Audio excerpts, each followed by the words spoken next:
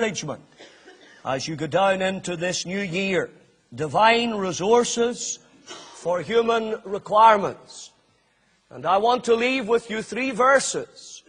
And I want to build the message around these 3 verses. And these are 3 verses that I often leave with people in dire circumstances, some of them in hospital wards, and some of them in their home. And it's these 3 verses and 3 divine assurances that I want to give you for this new year. We begin in Exodus 33. The Lord spake unto Moses face to face, as a man speaketh unto his friend.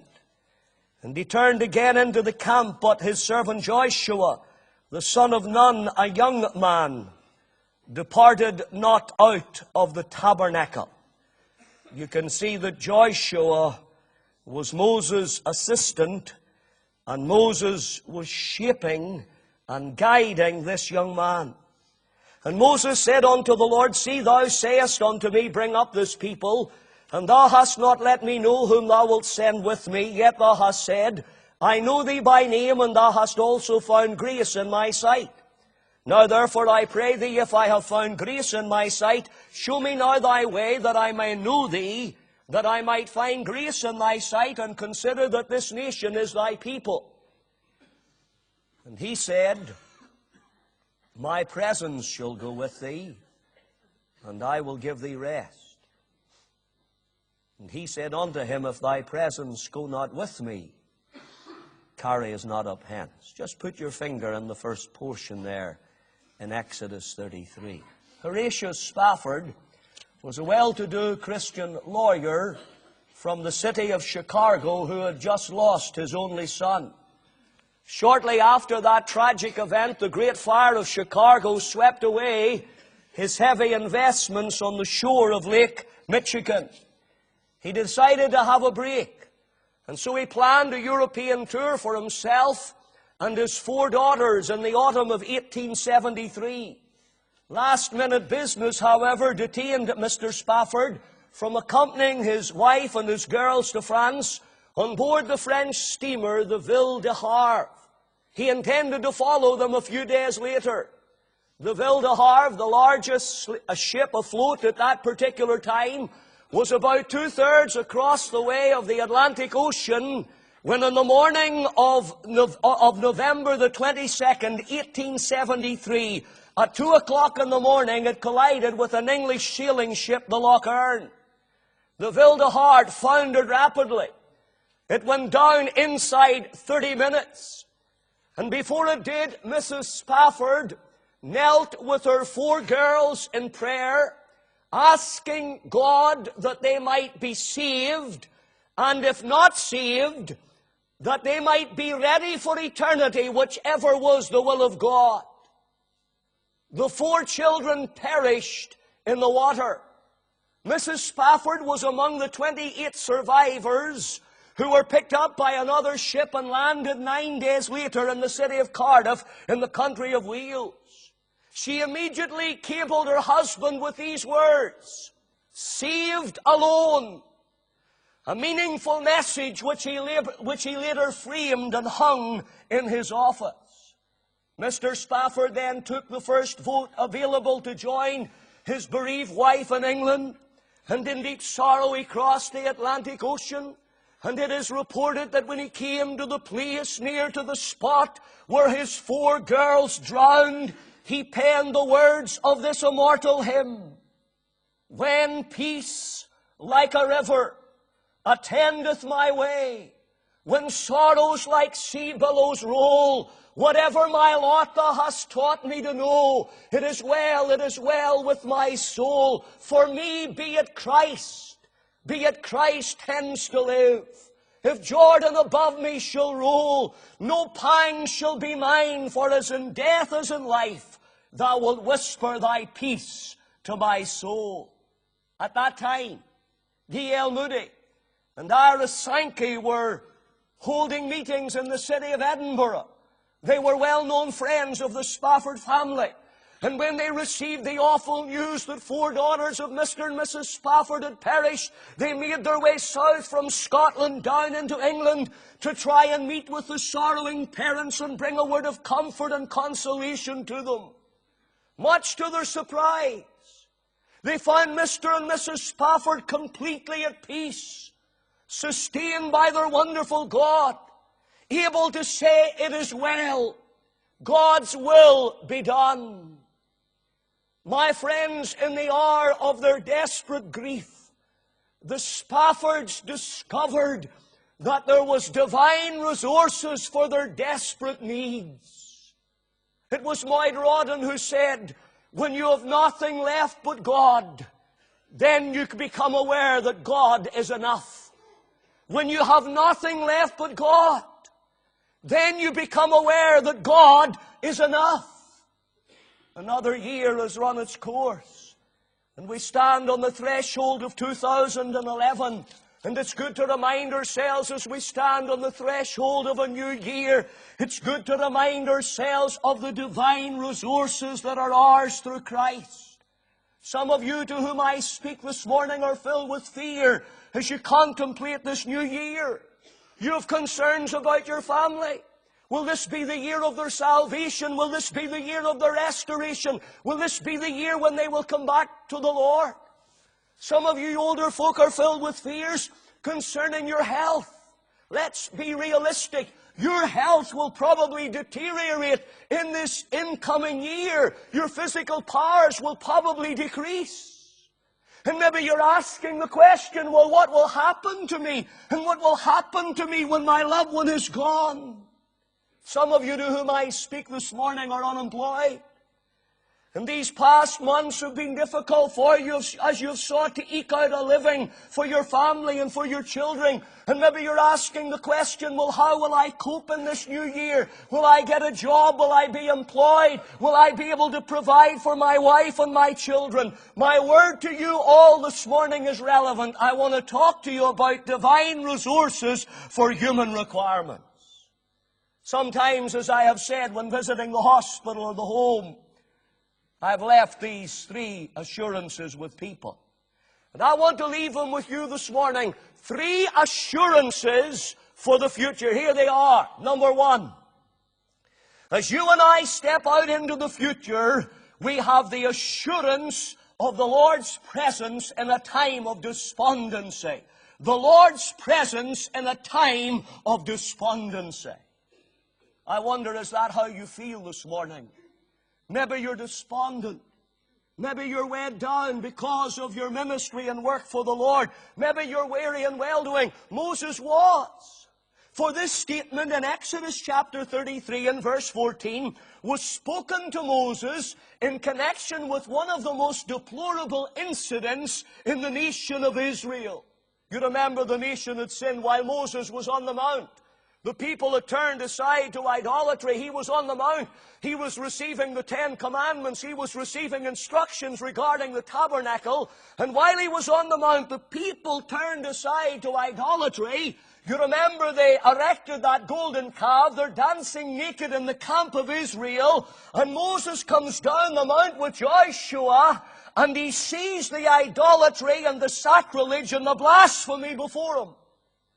And the tables of the law drop from his trembling hands. And he seizes the wretched image, and he burns it in the fire, and he grinds it to powder. But if the first sight of Israel's idolatrous obscenity kindles the anger of the man of God, it afterwards dazes him with grief. He's broken-hearted. And so he sits down before the Lord and he sobs out this pitiful prayer. Oh, this people have sinned a great sin. They have made them gods of gold. Yet now if thou wilt forgive their sin. And listen to these words. And if not, Lord, blot me, I pray thee, out of thy book which thou hast written. Moses prays and God answers. You see what the Lord says?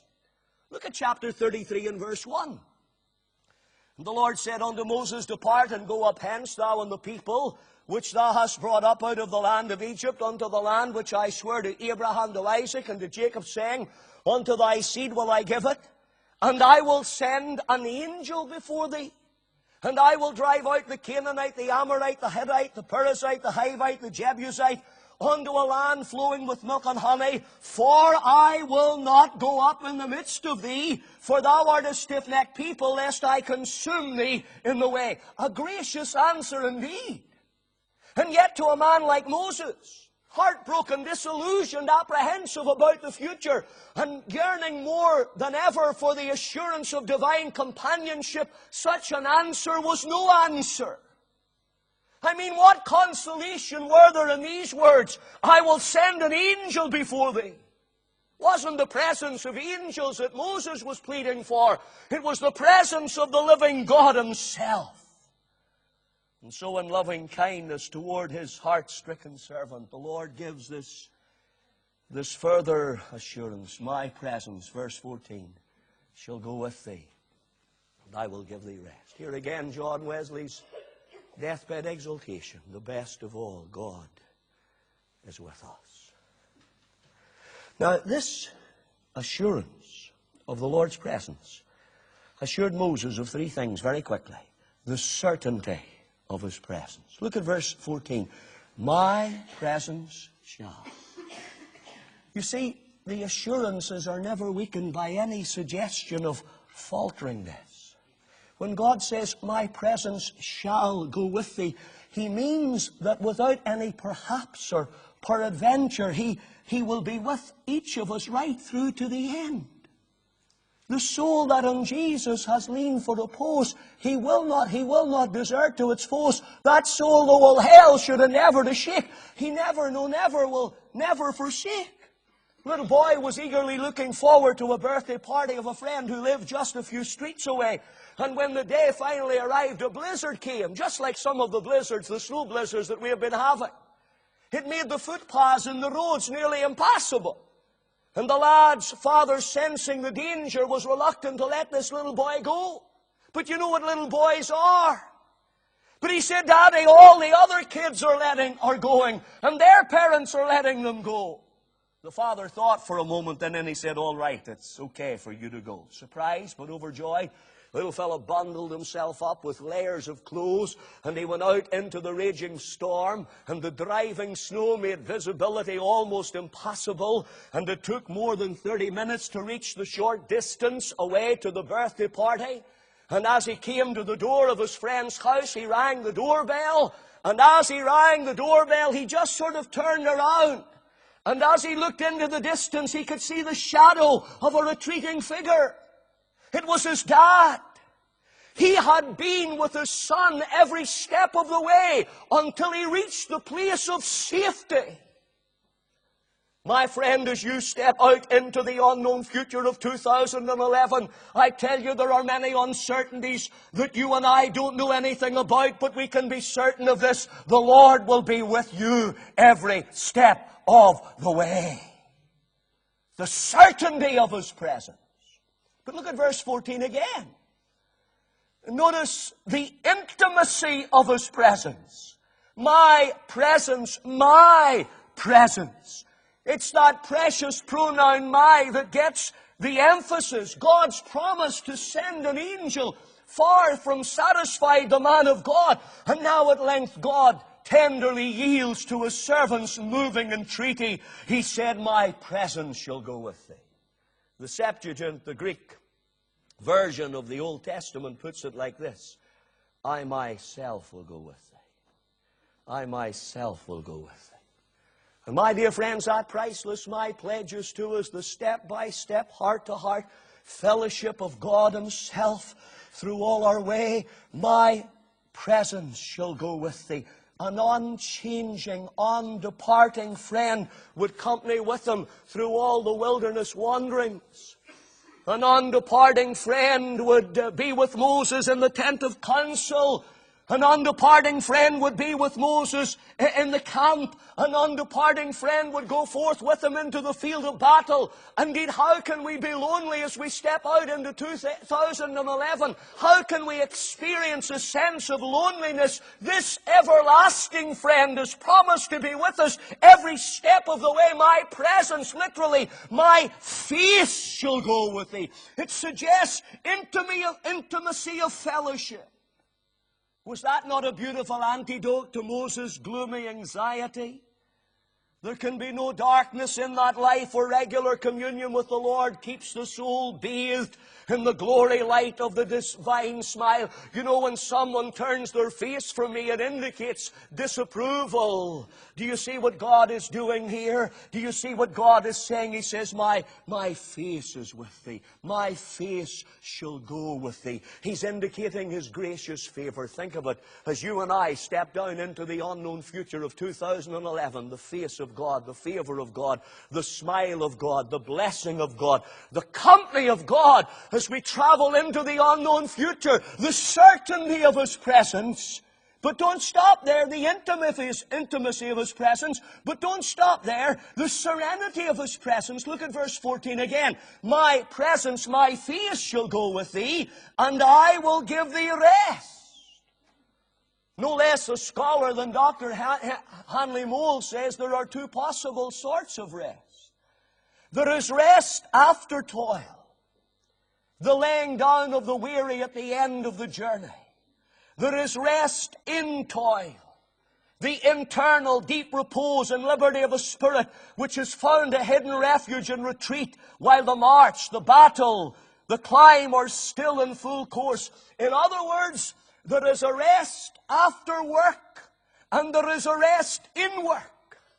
And it was this latter kind of rest that God promised to Moses. Not rest after the toil, but rest in the toil.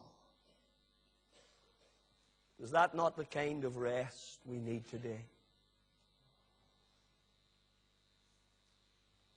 Come unto me, all ye that labor and are heavy laden, and I will give you rest. Take my yoke and learn of me, for I am meek and lowly in spirit. There's the rest of salvation, and there's the rest of submission. What restlessness there is today. What discontentment among the people of God. Some Christians are always yearning about something. It's too hot in the building. It's too cold. He talks too loud. He shouts too low. He whispers. We can hardly hear him.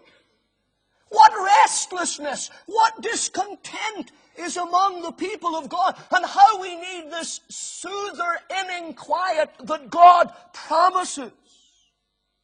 You see, my dear friends, the rest grows out of the presence. The consciousness of God's presence gives to the heart a rest, a serenity, a stillness, a peace that nothing else can give. It gives rest from doubt. For when God is real, doubt dies. It gives rest from fear. For if God be with us, who can be against us? It gives rest from anxiety. If the Lord walks with us, nothing can really harm us. It gives rest from the future, because we know that all things are working together for good to them that love God. My presence shall go with thee, and I will give thee rest. Do you know this rest? Do you need this rest? Assurance number one. As you step out into 2010, you have the assurance of God's presence in a time of despondency. Now come with me to the New Testament. Philippians chapter 4, please. Philippians chapter 4. Here's the second assurance. The assurance of the Lord's presence in a time of despondency. Assurance number 2. The assurance of the Lord's promise in a time of deficiency. Philippians chapter 4. And let's read just 2 verses. Verse 18. But I have all and abound. I am full, having received of Epaphroditus the things which were sent from you, an odor of a sweet smell, a sacrifice acceptable, well-pleasing to God. Here's the promise for your deficiency. But my God shall supply all your need according to His riches and glory by Christ Jesus. Now let me hasten to add quickly. Don't fail to notice the context of this promise. Look at verse 18. Paul says, I have all, I abound, I am full, having received of Epaphroditus the things which were sent from you, an odor of a sweet smell, a sacrifice acceptable, well-pleasing to God. Paul was sent out by the church at Antioch as a missionary. And this little church at Philippi had been involved supporting him materially and financially. And as though to balance their sacrificial giving, Paul gives them this assuring word that God would supply all their need. Now, don't miss the context of the promise.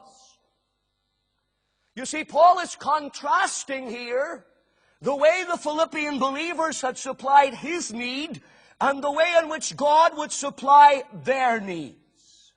Paul says, you have supplied my need, God will supply yours. Paul says, you have supplied one of my needs, God will supply all of your needs. Paul says, you have supplied me out of your poverty, God's going to supply you out of His riches. Paul says, you have supplied me through the gifted servant of God, Epaphroditus. God is going to meet your need by Jesus Christ. Now look at the principle in the economy of God. What we withhold withers, what we give returns. If we fill full another's needs, God will fill full our needs. Now let me pose to you what may seem an awkward question on this first Sunday of a new year. Do you give? Do you give to the work of God? Do you give biblically to the work of God? For the context in which this promise is found indicates that God's supply is based on one condition. We as believers giving to the work of God. My friend, if you do not give to the work of God, you cannot rightly claim this promise. For Paul is saying, God will meet your need because you have met my need. Context of this promise. But look at the character of this person. Notice what it says, but my God. Isn't that lovely? I was visiting Robert Patton yesterday afternoon in the Down Hospital in Downpatrick, and I was reading to him from Philippians chapter 4. Just leaving a thought or two with him. And he said, stop for a moment. And I stopped. He says, here's the way Mr. Mullen did it. And he gave me Mr. Mullen's outline that he had heard so many years ago. My God, that's personal. My God shall, that's dogmatical. Shall supply all your need. That's emphatical. Isn't this a lovely expression? My God. Paul's linking himself up to the supplier of the needs. My God. What's he doing? He's just commending to these believers the God that he has found true and faithful down through the years. He says, my God shall supply. I mean, is our God this morning not a faithful God? For God to be unfaithful would be contrary to His nature, His character, which is impossible. Time and again the Scriptures remind us of the faithfulness of God. You remember the words of Moses, know therefore that the Lord thy God, He is God, the faithful God, which keepeth covenant and mercy with them that love Him and keep His commandments to 1,000 generations. You remember what Paul says to young Timothy, God abideth faithful. My friends, God never fails. God never forgets. God never falters. He is a God who is reliable and dependable. Therefore we can exclaim, His compassions fail not. They are new every morning. Great is thy faithfulness. How refreshing it is to lift your eyes from all the faithlessness of this earth seen, and see one who is faithful at all times, in all places. Hudson Taylor's life story is a thrilling testimony to the faithfulness of God. He wrote to a friend, it's not striving to have faith, it's looking off to the faithful one that counts. Is our God not a faithful God? Listen, is our God not a thoughtful God? You remember that nursery rhyme that you learnt at your mother's knee? Old Mother Hubbard went to the cupboard to fetch her poor dog a bone, but when she came there, the cupboard was bare, and so the poor dog had none. Committed Christian this morning, those of you who have met the needs of others, has God ever failed to meet your need? Think of Elijah this morning. You remember when he came out of the palace at Samaria, the word of the Lord came to him and said, hide thyself by the brook Cherith. I have commanded the ravens to feed thee. There is the important word. The place of God's appointment is the place of God's provision. After 12 months at the Raven Hotel, the word of the Lord came to him saying, arise, go to Zarephath. I have commanded a widow woman to sustain thee there. Do you know what Elijah discovered? The cupboard that's never bare. Think of the Apostle Paul. What a colorful ministry. What a checkered career. And Paul discovered during his colorful ministry that God was sufficient for all things. What about you? I don't know about you this morning, but it's good to reflect over a year that has gone into eternity. And you know, as I look back over 2010, and I've done it,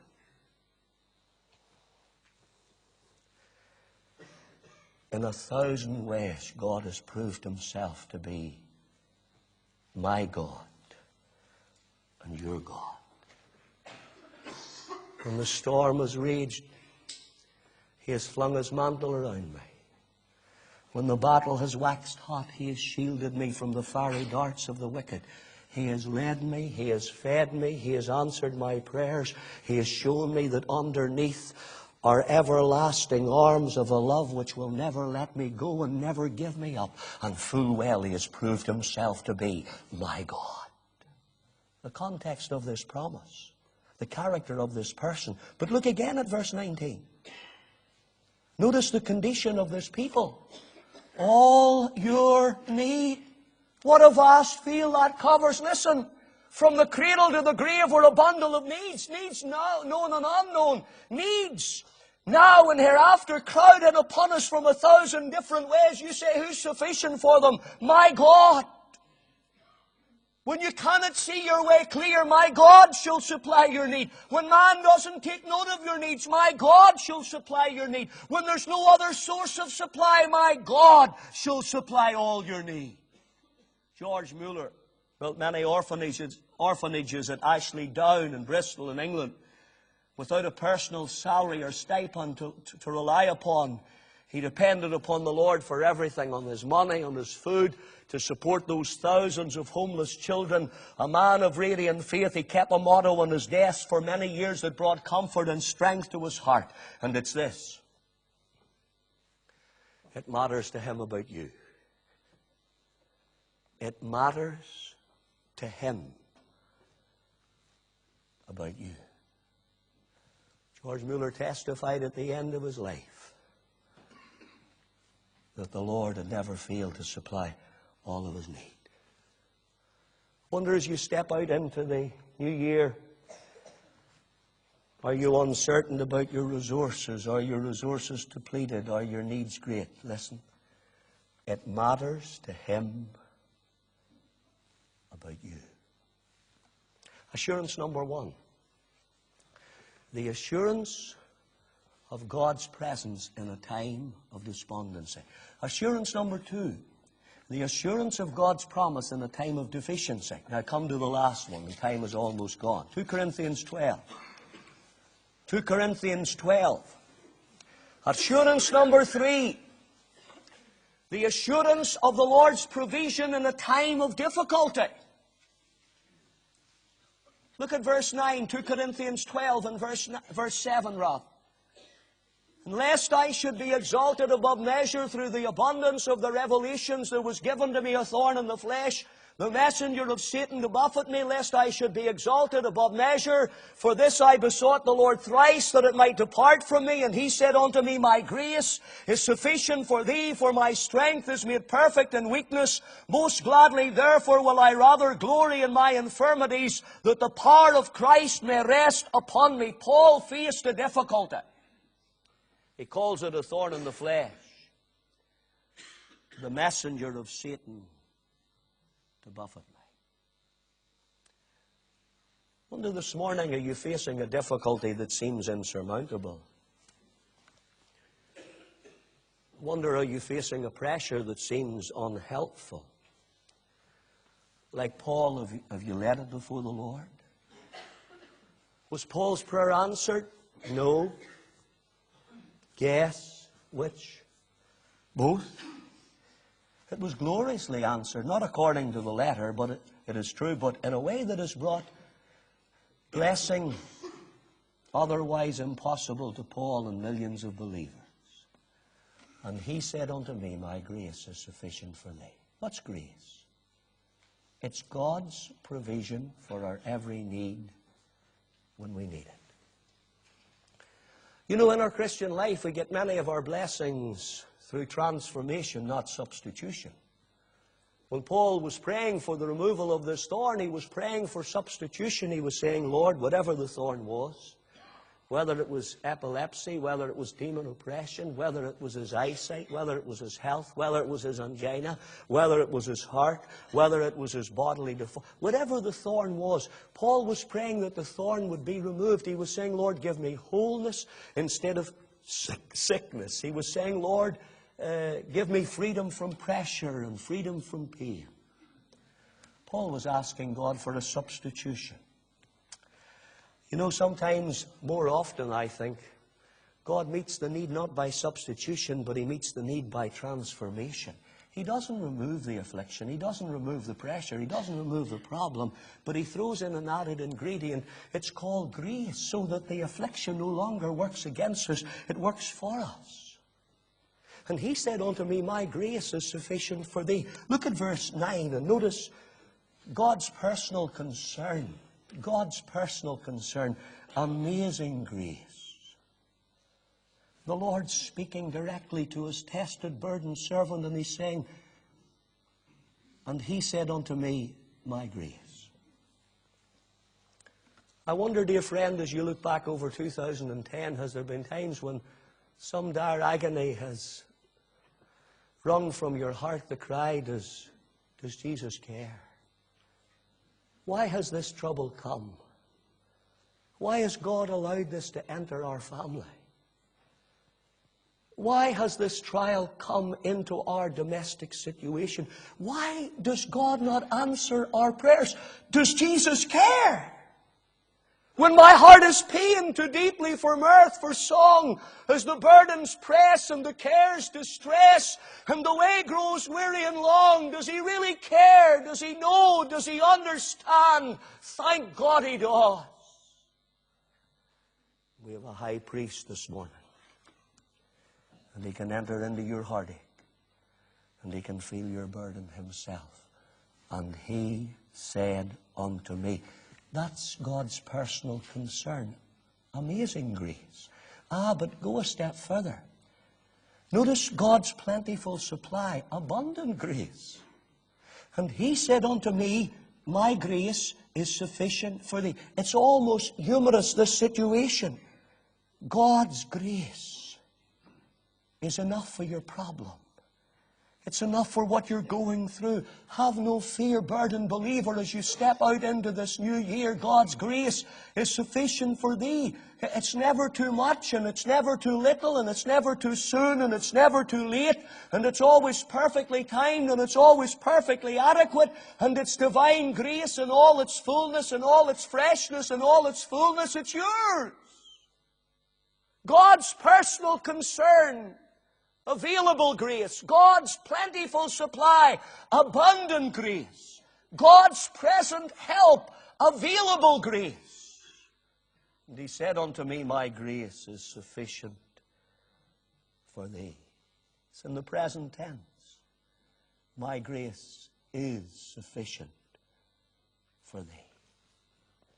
Wonder, are your circumstances such this morning that you need His grace? Maybe you've been seeking the Lord's face in prayer, and you've been asking that God would take something out of your life. You've been asking that God would change your circumstances. And now the Lord's telling you that that something, that problem, that pressure is going to remain. It's going to stay. Are you ready to believe this morning that God has made available provision for your need? My friend, you may face situations in this new year beyond your reserves, but you'll never face a situation beyond God's resources. My grace is sufficient for thee. Many times I go into the hospital and I just sit down beside someone and I leave them these 3 verses. My presence. The assurance of God's presence in a time of despondency. My God. The assurance of God's promise in a time of deficiency. My grace. The assurance of God's provision in a time of difficulty. You've heard the story of the guy that bought the Rolls-Royce. Rolls-Royce decided not to publish the horsepower of their engine. And the man paid all this money for a Rolls-Royce, and he wanted to know how much horsepower was under the bonnet. And he kept writing to them, and they didn't give him a reply. And they said it wasn't their policy to discuss the amount of horsepower in their engines. And the man just kept at it. He made himself a pest. And one day someone in the Rolls-Royce office said, listen, if this man writes again, we're going to have to give him some sort of a reply. He's never going to give up. He's like a dog with a bone. And so sure enough, the man wrote again. He wanted to know what horsepower was under his bonnet. They sent him a telegram. It contained one word. You know what it was? Adequate. Adequate. My friend, as you and I step out into this new year, and only God knows what it'll bring, God is adequate. He's all sufficient for the coming year. And as you go down this new year, He says, you've got my presence. My presence shall go with thee. You've got my promise. My God shall supply all your need. You've got my provision. My grace is sufficient for thee. Let's pray.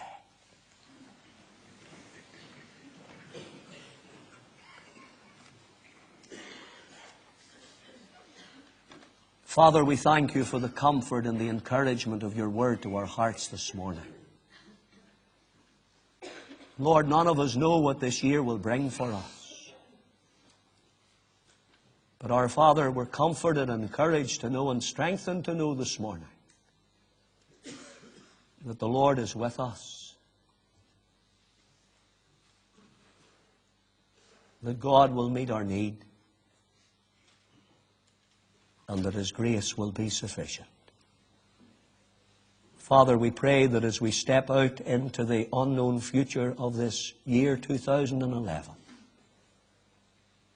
that these assurances will strengthen us and encourage us and fortify us today and in the days ahead. I ask this for Christ's sake. Amen. We're going to turn to our hymn books to number 64. Day by day, and with each passing moment, strength I find to meet my trials here, trusting in my Father's wise bestowment. I've no cause for worry or for fear. If you're not staying for the Lord's table, I would ask you to leave quietly on the second verse of number 64, please.